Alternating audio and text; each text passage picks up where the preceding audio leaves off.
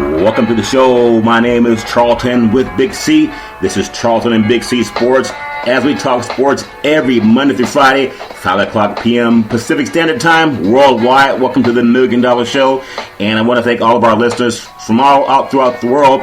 And we're growing on Twitter because you can follow Charlton and Big C Sports on Facebook and Twitter. So we really appreciate that. And also, Big C, I know that there's so much going on in the world of sports, but I really want to just finish up on everything we've talked about with the passing of the great Muhammad Ali. And everyone throughout the world is talking about how much of a lightning rod he was, good and bad. How some people did not like him because he was too braggadocious. But a lot of people were inspired by Muhammad Ali no matter what, because he's a man who spoke his mind, Big C. And today they're actually continuing his celebration and his passing. Just again, your thoughts on Ali and how his impact affected not only the sports world, Big C, but the world of politics as well, Big C. Well, Charlton, today they began his homecoming. You know, Ali passed away 6 days ago in Arizona. They brought his body back to his hometown of Louisville, Kentucky. And today is the fourth day of Ramadan, the most holiest of times for Muslims, Charlton. Yeah. And the saying and the belief in the Muslim sect is that if you pass during Ramadan, only the gates of heaven are open to you and the gates of hell are closed. So Ali will be going to the Most High, Charlton. You know, this marvelous man in history that created so much opportunity and hope for many races of people, Charlton. Yeah. He exalted all.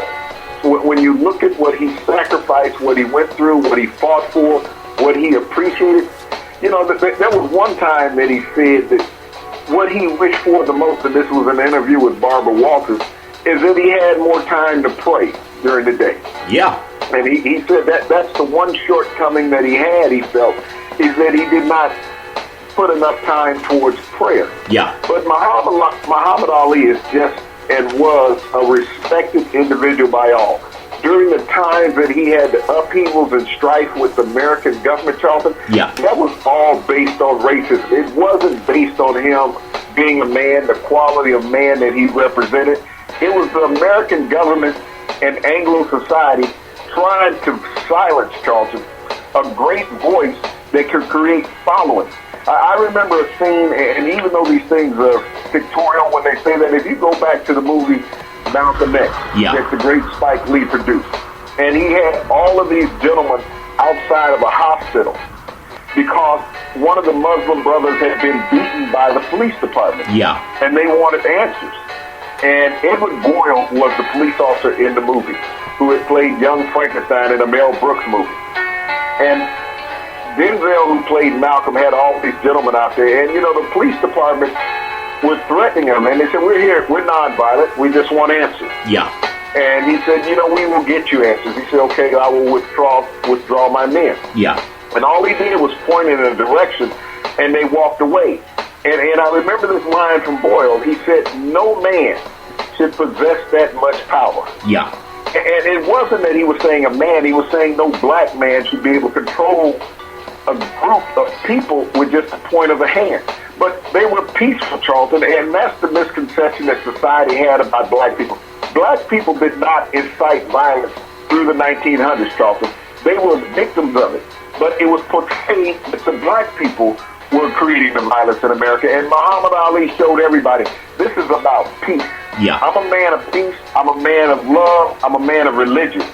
And if that's not what's accepted in America and the world, then we're all in the wrong place, Charlton. Well, when you think about it also and how Ali stood up for a lot of things, and just if you think about the environment that he was forced into, black and white, back in 1896, the Supreme Court made that infamous decision with Plessy versus Ferguson, separate but equal, and it legitimized discrimination. We're talking about the Supreme Court.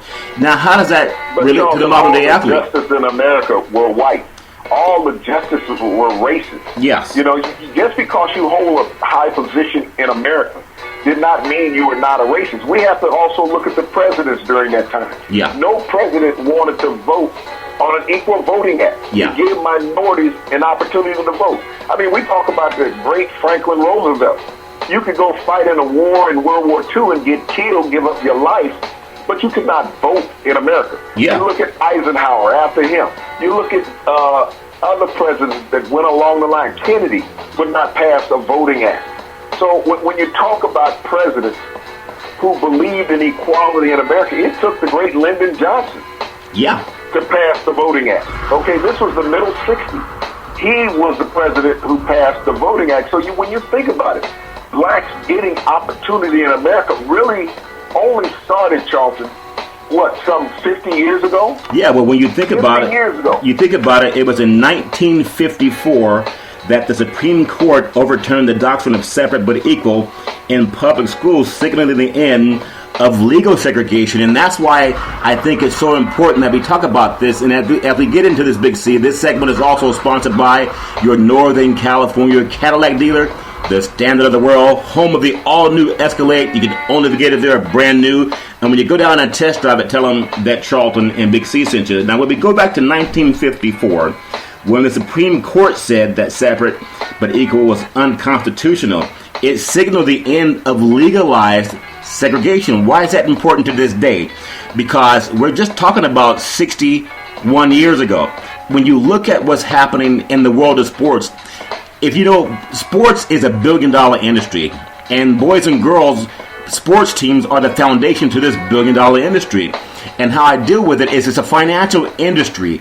It's based on not paying people at the minor level, which is college football and, of course, high school. But there's still this free labor that when we talked about Plessy versus Ferguson in 1896, how they made everything separate so that white society would still have the upper hand in everything. Today's black athlete, and this is why Muhammad Ali is so important. Even before segregation was considered illegal, Muhammad Ali was always stomping for equality. And I think that's important because he had a prescient attitude that even the Supreme Court ignored. How does that relate to today's sports athlete and why we should honor Muhammad Ali? I think there should be a national holiday after Ali. Because Ali was saying before the Supreme Court ruled that separate but equal was unconstitutional, Muhammad Ali, he was preaching against that, Big C. He always talked about inclusion, but he had to go to prison over something that was validated by the Supreme Court after he was exonerated, Big C. Your thoughts on Ali? Well, you know, the Supreme Court convicted him, Charlton, of treason. Yet we had multitudes of white, wealthy Americans during that same time dodging the draft intentionally, coming up with excuses, getting furloughs. As we talked about, two former presidents got furloughs, and Bill Clinton and George Bush, as well as Donald Trump, the presumptive Republican nominee for president, also had 6 furloughs during Vietnam. So what was the criteria that a white male could get a furlough from Vietnam and an African-American male could not get a furlough from Vietnam, Charlton? All you could do is face prison time or basically go to Canada during those days. The inequalities in America continue to resonate, not just from Ali's lifetime, but even still today, what we look at. When we look at the cries that Black Lives Matter, do they matter? You know, if it's creating financial win for me, yes, they do matter. If they're on my sports team, if they're playing for my college, yes, they do matter. But if they're in the inner city, they don't have an education, they don't have a job, they do not matter. Well, see, and when we talk about Plessy versus Ferguson, you know, equal education rights, they do not exist in the inner city. There's not 5 white kids in America, Charlton, that go to suburban private schools that would go to an inner city school to try to get an education. Well, see, that's so powerful because this is what Ali was. Ali, if most of the people who have a career in sports, and even if you're just the mainstream media talking about the weather or whatever's happening, if we think about how Ali, he created opportunity through his voice. And if you have a voice, you got to use it. And I'll go back again to the Supreme Court because we talk about how Ali affected everybody. But this pillar of institutionalized discrimination is not about black and white so much as it was about the Supreme Court making discrimination legal. And that's why when they legitimized this Plessy versus Ferguson, it legitimized the wrong treatment of people based on skin color. Yet the one who was innocent in Muhammad Ali, he had to go to prison for speaking the truth. And how do I relate that to today, Big C? Because unlike the average sports shows that want to say, hey, today's score was the Chicago Bears beat the Packers 17-10, and the Dallas Cowboys beat the Philadelphia Eagles 28-14. Tune in tomorrow for the next update. Well, they have a chance to have a voice like Ali, because because of economics, the sports world is what brings people together. Even churches are segregated, and we understand that. But the sports world, and what I want to carry on that Muhammad Ali started, was when the large corporations started realizing that it was the Supreme Court that created segregation. It wasn't white people per se, it was the law, and yes, of course, the majority mainstream was Caucasian. But also it takes the majority mainstream of conscious people to create equality for people of color and even white people, of course. Muhammad Ali already lit the torch. How many of us will carry it on outside of this Memorial Week that we celebrate his passing? Because he was a person that celebrated life. We got to celebrate that too, Big C. But it's going to take corporate America, not only the law, but people who run sports teams, because that brings people together to start putting some money and resources into the black community and also poor white Americans. That's what's going to change. That's what Muhammad Ali was about. It wasn't about just being pro-black. He was about pro-people. And I just admire him so much that I want to talk about that and not just talk about the scores when it comes to sports, Big C. And again, I want your opinion, because you've been around this 40 years. What's it going to take to get mainstream media, people that own sports teams, whether it's Nike or the Dallas Cowboys, what can they do to show that they want to help build up the communities of color the same way they were torn down by segregation for so many years, Big C? Your thoughts?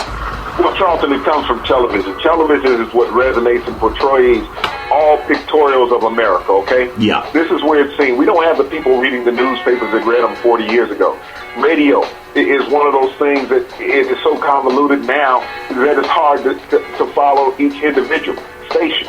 But when you look at television, even with cable, Charlton, you have an opportunity. But we get so much negativity TV, Charlton, especially in the African-American community. Yeah. You know, when you try to find shows of positivity, you don't get them. It's just like this remaking of Roots some 30, 35 years later. they're still making the Roots movie remake? Is that what you're saying, Big C? What's changed about slavery that no one understands, that it was a totally oppressive time in America that was glorified by white people, Charlton, and it's still being glorified and remaking the movie. Now, another atrocity, Charlton, is about to hit TV this weekend on ESPN. O.J., the Made in America story. What do we need to see about an O.J. story all over again? There is so many black positive things in America. We don't have anything glorifying Muhammad Ali, Charlton. We don't have anything glorifying Bill Russell, the greatest athlete of all time with the championships, if you want to talk about that. We have a rich history of America. Yeah. What do we have portraying Dr. King on television, Charlton? When we talk about O.J., who is more influential in America? Was it O.J. or was it Dr. King? The only thing about O.J., it's a resolution of a racial trial, Charlton. It's a heinous event that two people lost their lives. Unfortunately, we get black people lose their lives every day. And people may say, hey, you know, you're being racist. No, I'm not. No, I'm not. We spoke about last week when 69 blacks were shot in Chicago and 6 were killed. They're not going to make a movie about that, Charlton. They're not going to make a movie about any black being shot in Chicago. I bet you heard a lot about the Chicago Cubs and the Chicago White Sox, more so than you did about what happened there. But keep this in mind too, Big C, because I think that someone that everybody needs a leader, and when you're a leader, people are going to come at you. They're going to say they believe or don't believe in you.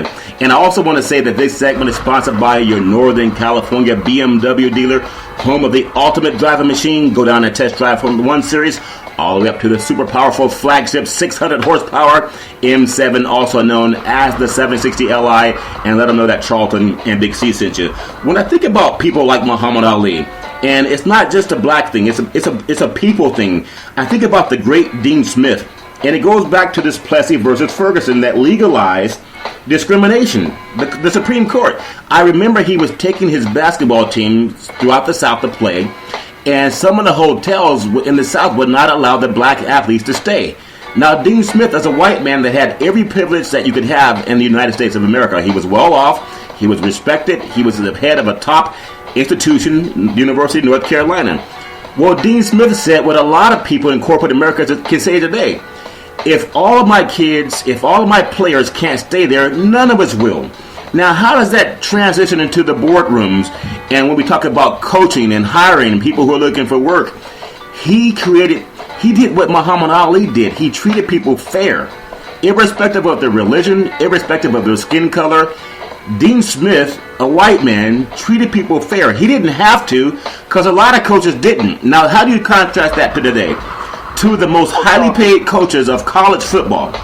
Jim Harbaugh for the University of Michigan. We know he took the 49ers to the Super Bowl recently. And Nick Saban, who is the head of the University of Alabama. And we know they're going to get beat by USC in the Kickoff Classic.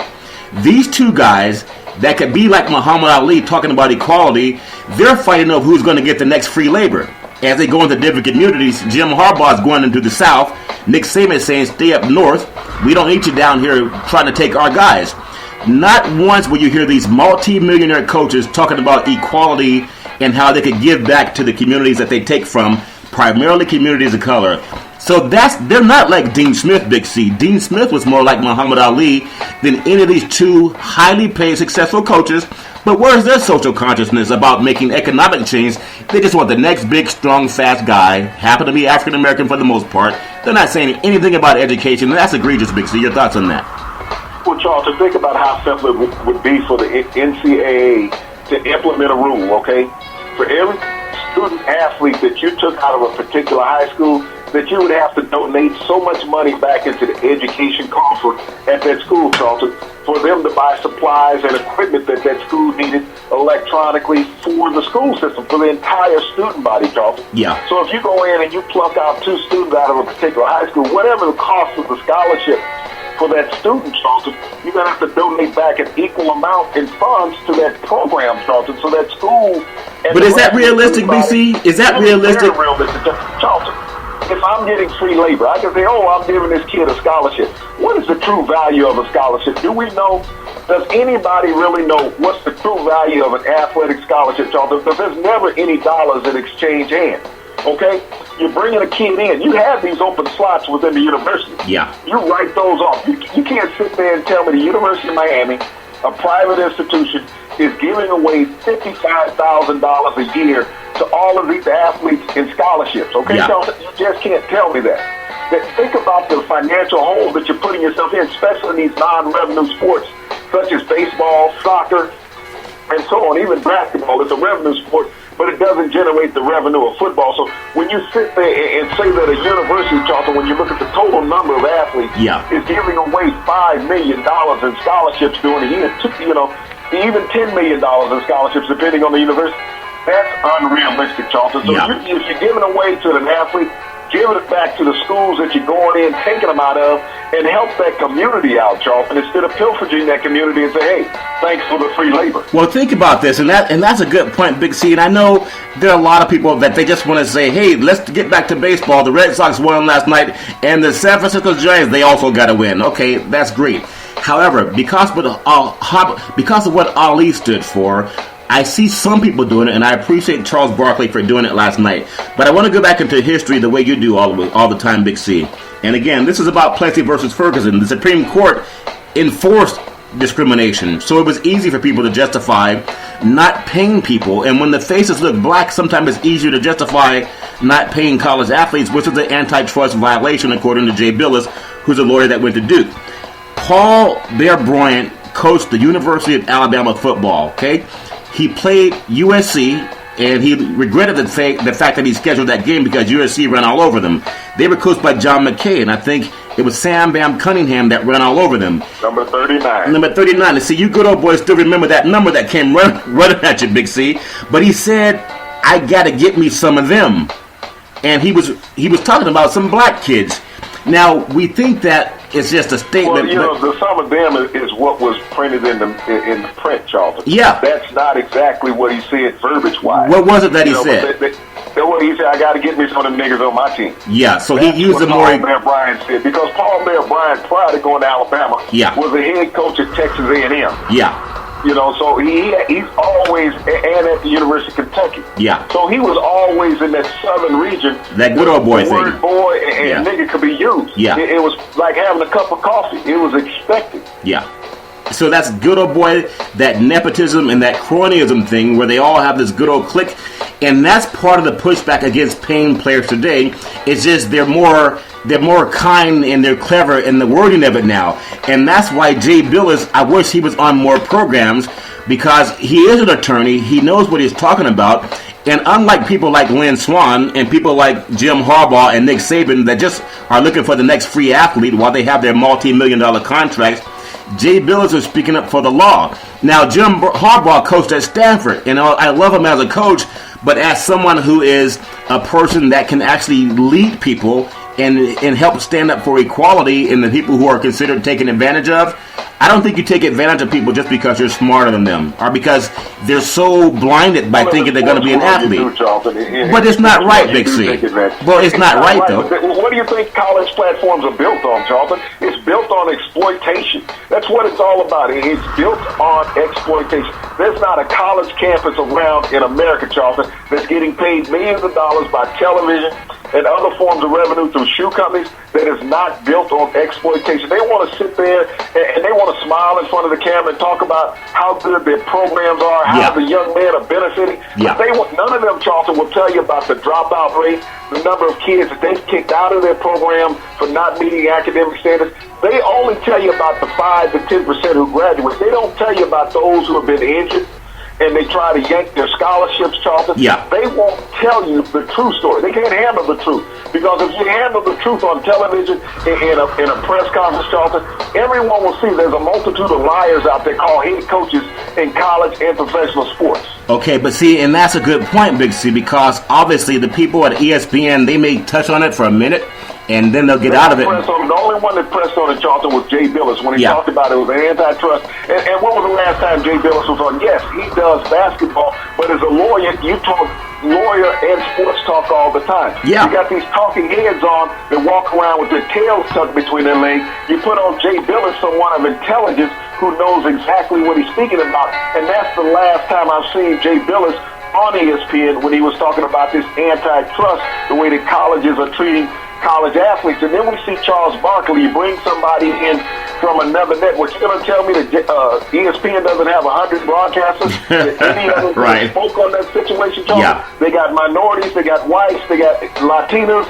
I don't know about the Asians, but they have them, Charlton. So you're going to tell me that ESPN had nobody on staff that could speak about what Charles Barkley. No, you bring in Charles Barkley, that leaves us clean because we can put a disclaimer. The words and the thoughts of Mr. Charles Barkley, well, you can say they were not expressly the same of ESPN.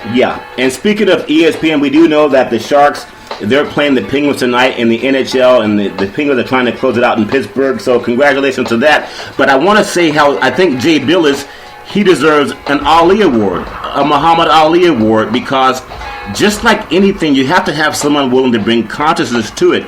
And I do believe, like people like Lynn Swann that came back to the great USC so they could beat Alabama, not so that they could teach kids about getting equal pay for compensation. Charles, let me say one thing. Let me say one thing to you about Lynn Swann. Just say George Atkins from the Raiders. We know that the Raiders were always known as the just win, baby, and sometimes they were feared for a reason, Big C. They didn't always play fair, but that's how great the great Al Davis was. It's just with Lynn Swann. They created a concussion protocol with him alone. You try to say Lynn Swann learned about CTE before it became popular. That's why he forgot that you're supposed to pay people for their labor. That's why you're telling the kids, wait until you go pro before you get paid. Just work for free for us. At least you let them pet the white horse whenever they score a touchdown. But I want to bring this up too, because the Muhammad Ali that we're all honoring, he wasn't just someone to talk about who won the fight. I remember when he stood over a fallen Sonny Liston when he knocked him out, and he was saying some things that I'm the greatest and I can't be beat and all that jazz. That was May 25th, 1965. So he was a fierce competitor. Make no mistake about it, even though he was an activist for social equality. Now, I bring that up because we touched on it slightly yesterday. And we know that Cleveland beat Golden State last night. I think Las Vegas won that game, so we can have 5 games instead of 4. But that's just my cynicism, Big C. But I do want to bring... So when you look at that game, you look at how physical the officials let Cleveland be with Steph Curry. I mean, it was an atrocity to the officials last night that everybody witnessed what was going on. You could see this was a one-sided officiating job. Anybody got that close to LeBron James, the whistle was blowing. I mean, the NBA is a great arena, all right? But, when it's blatant, like it's almost like racism. It was as blatant as that last night in the non-calls that went on in that game. Yeah. I understand the NBA is all about making money. They want it's a money machine out of this series. It's a money machine. But, when you have a player that it could be pushed out of bounds, pushed to the floor, and no calls being made, this is an atrocity that you're telling the viewing public sitting there watching this. But people buy it. The people around them. People buy it. But you're telling them they're stupid to what they're watching. Well, sometimes people are, because look at how many people will spend. I mean, I love the sports business, but there were 2 tickets bought at Golden State Oracle Arena on the floor when they played in the games 1 that sold for $29,000 each. Almost $60,000 in 2 tickets. Obviously, it may be a corporate write-off, but there are people who will do that, Big C, but it's hard for schools to get a $500 computer in the inner city. But I want to bring this segment up, too, because this segment is sponsored by your Northern California Ford dealer, home of the all-new F-150. They build it Ford Tough. When you go down and test drive it, let them know that Charlton and Big C sent you. Also, BeneathHisWingsFoundation.org.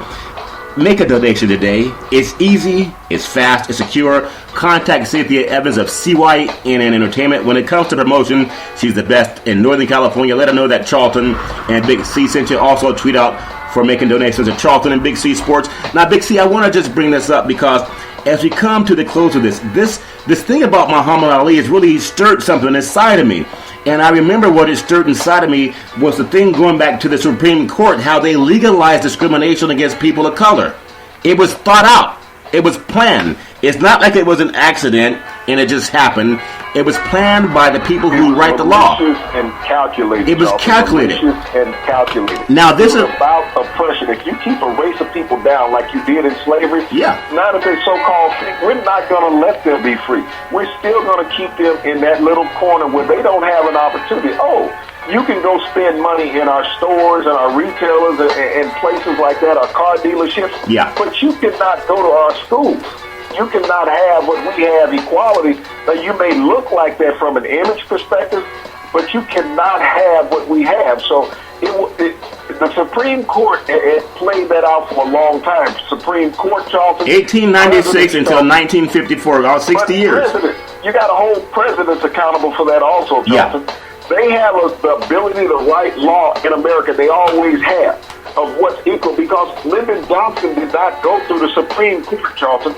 Lyndon Johnson wrote the law. That now the Black Voting Act existed, okay? The Supreme Court said, no, we don't want these blacks voting, because if they vote, we may lose our leverage in America, because they can go to a particular party and vote that way and change American economics and politics. We don't want having blacks having any say-so in what happens in America other than how we oppress them. That's the Supreme Court and every president up to Lyndon Johnson, Charles. And that's why I think it is so powerful. We talk about how when Chris Rock came out and talked about Hollywood and how we got to have more people for get nominations for the Oscars and all that garbage. Who cares about that? I'm talking about the economic equality. And what I think can happen when someone starts to push, and that's why I hope Jay Billis will stand up more for equality the way Muhammad Ali did and other attorneys. There's so many attorneys throughout the country, black and white, that need to really touch on this because it's a real thing. When colleges are going after recruiting, they're not going to give people money. They're not going to try to give people an economic opportunity. They're there to exploit their athletic prowess. Now, I know some people might say, well, you get an education. That's a fallacy. It's hard to get an education when you're spending 4 days or 5 days a week practicing for 3 to 4 hours a day. Charlton, it's hard to do that. Education that they're getting. Look at this education. How many of these black athletes you see in corporate America? They get this great education from this great institution. How many do you see sitting on boards in corporate America, Charlton? They may get a job in the mailroom, tell them you work your way up as an intern, but how many of them walk into these Wall Street companies, to these financial institutions, into these hospitals, or whatever, Charlton, is part of corporate America saying, we're bringing the black in as an intern for corporate. Well, see, that's true. Entry level. Yeah, that's true, Big C, and that's why I think this is so important as people tune in to listen about who won what game to keep them comatose, right?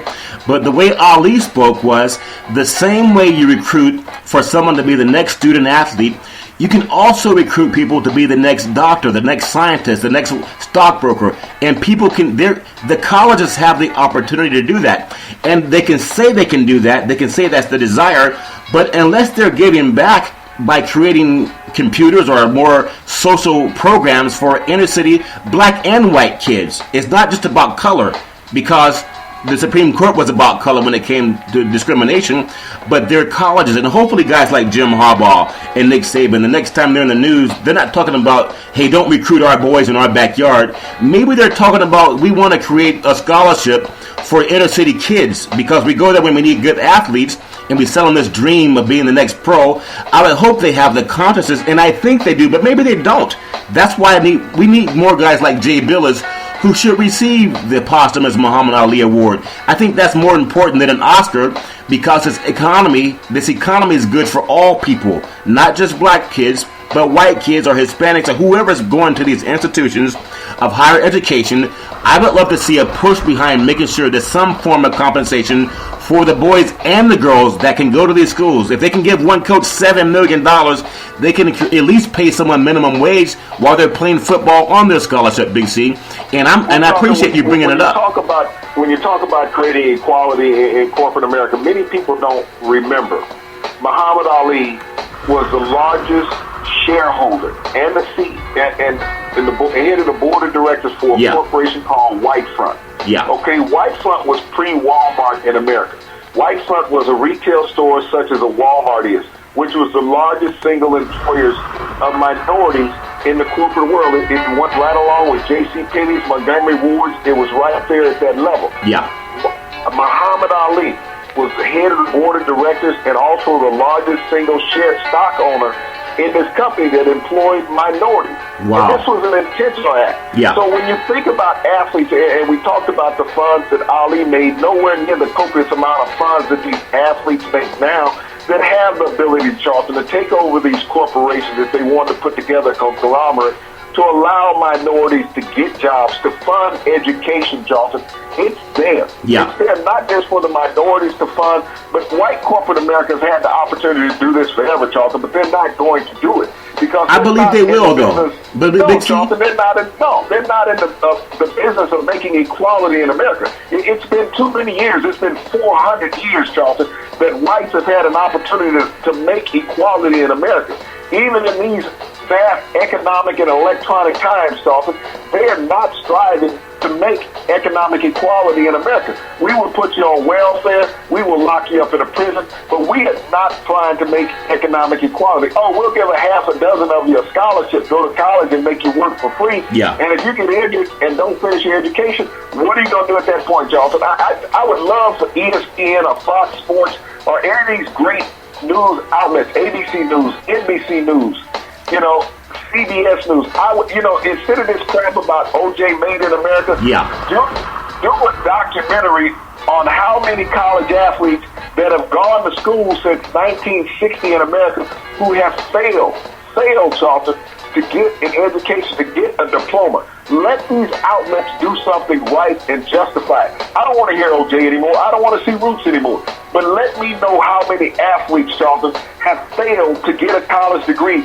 Show me where these institutions are failing these young men, black, white, and Hispanic, Charlton. Well, see, that's very powerful, Big C. That's why we need. There's so many lawyers in this country, and we know the egregious thing that happened down at Stafford where a woman was sexually assaulted, and because the young white boy had money, his family had money, they just gave him 6 months, which is so ridiculous that would happen. But that's telling every woman on the college campus that you really don't matter. So hopefully even women will start standing up, because it's not about just black and white, but the criminal justice system is very biased. And it's pro-white, and we all know that. Let's not pretend that it's not.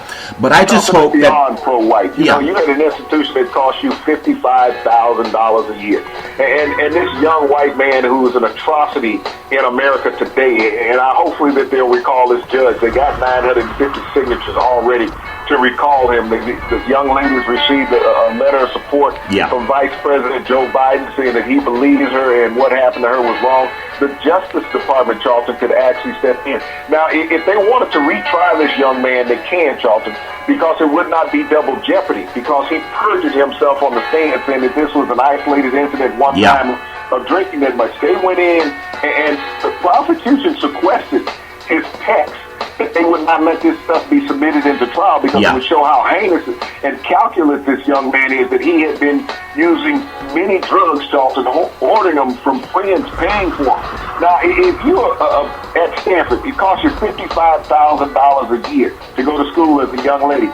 Why would you go out and have a sexual act with a man on concrete, Charlton, behind a filthy dumpster with we know mattress in your room? And we know what he did was an act of violence. And I hope that all women and all men, it's premeditated. It was premeditated. Well, rape is violence, though.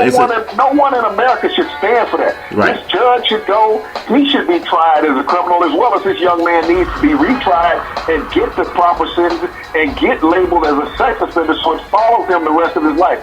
If you say 20 minutes, let it follow him for the next 200 years, Charlton, because that's what's justifiable for him. Because if he was African American, he would have been in prison last week, Charlton. And we all know that, Big C, but we also know that we're out of time. It happens way too fast, but it's such a lightning rod issue when we talk about the Supreme Court and how they condone discrimination. It's not about some corporation. We're talking about the United States government, but we got to make a change. But we can't change anything if we're not talking about it. And speaking of change, every Monday through Friday at 5 o'clock p.m. Pacific Standard Time, worldwide. Listen to Charlton and Big C Sports. Follow us on Facebook and Twitter. And we want you to know, be like Muhammad Ali. Make a change. Make a stand. Stand for something other than just who won the game. And we thank you for listening. We appreciate you, and we hope you have a super fantastic day.